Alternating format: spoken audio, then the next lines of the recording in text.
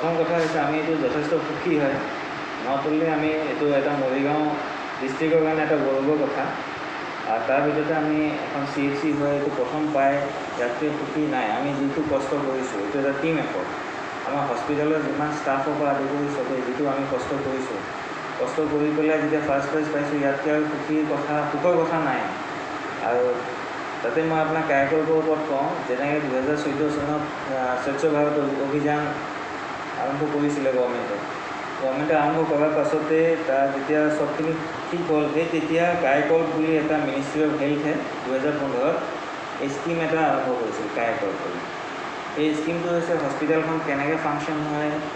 patient response কেনেকুৱা feedback কেনেকুৱা পেচেণ্টৰ ছাৰ্ভিচ কেনেকুৱা professionalism between the patient and staff professionalism between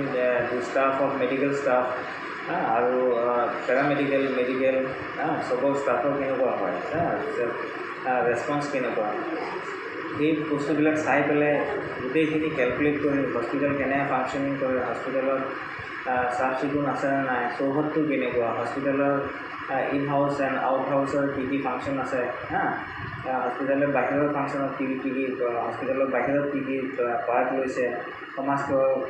কল্যাণ বিভাগৰ আৰু কি পাৰ্ট লৈছে সেই চবৰ ভিতৰত প্লাছ ইয়াত প্ৰসৱৰ পৰা আদি কৰি পেচেণ্টৰ কেনেকৈ আমি ছাৰ্ভিচ দিম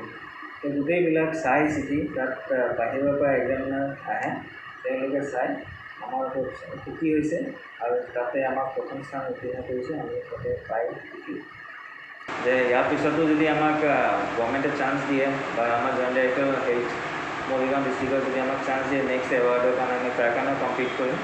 আৰু পইচাটো যিটো হস্পিটেল ডেভেলপমেণ্টৰ কাৰণে হয় আমি এইটো হস্পিটেল ডেভেলপমেণ্ট কৰিম এতিয়াও আমি বহুতখিনি লেকিং হৈ আছোঁ যিখিনি বাকী আছে সেইখিনি পূৰা কৰিম